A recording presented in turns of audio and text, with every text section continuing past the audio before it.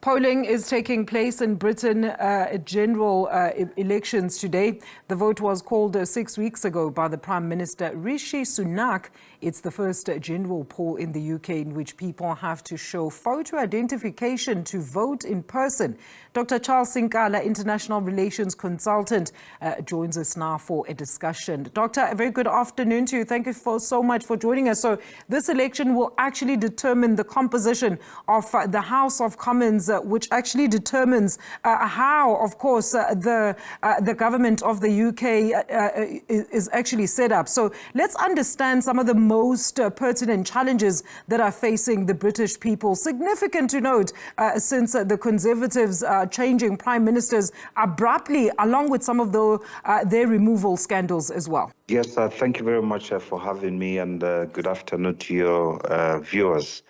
Yes, indeed, one would expect that the former British colonizers, they'll have a better economical development, as compared to the colonies that they colonized at one stage. But it's to the contrary that they are also having the difficult effects. And I think it is also safe to say that the effects of the corona pandemic, virus hasn't been felt yet. And I think in many countries, such as the UK, has been consumed with such economic stagnation, a crumbling healthcare system, a housing crisis, and concerns as regards to the immigration. I think you remember not long ago, the Conservative Party wanted to process the immigration policies or refugees or asylum seekers from Rwanda. So it is too, as well, has been going through grappling situation.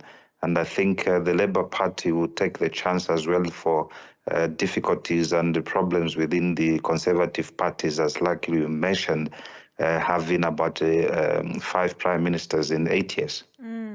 Now, Doctor, we also know that significant constituency boundary changes have been implemented, the first such since the 2010 general poll. So why do you think this is important, particularly at this time, Doctor?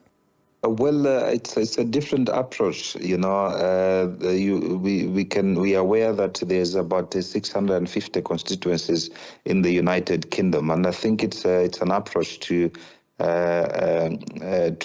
have a solid responsibility and accountability in terms of managing constituencies. Mm-hmm.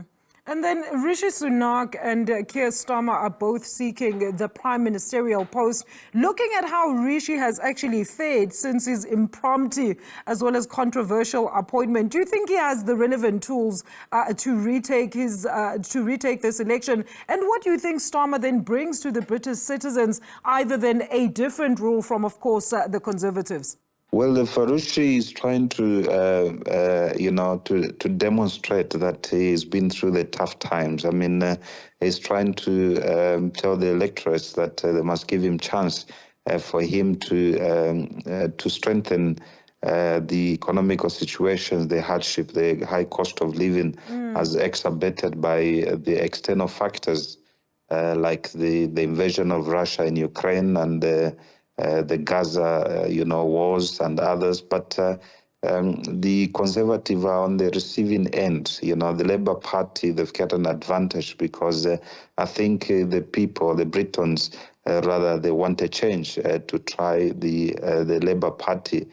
Probably things might change. And just on that point, Doctor, you make a very interesting reference to the posturing of the UK in its whole.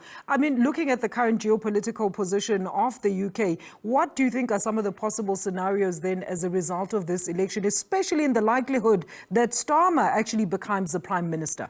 Starmer's CV elected to lead the Labour Party in 2020, after the party considered a drastic defeat in over 8 years. It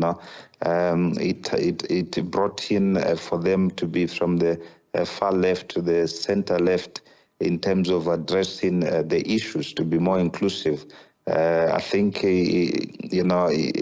there's a lot of hopes, high hopes, and I think a lot of polls which has been garnered has indicated that he may outright win the elections. But, elections are different. All the time you predict something and something happens. But we shall see what happens after today. Probably they have indicated they may start announcing elections from tomorrow, Friday, or latest by Monday.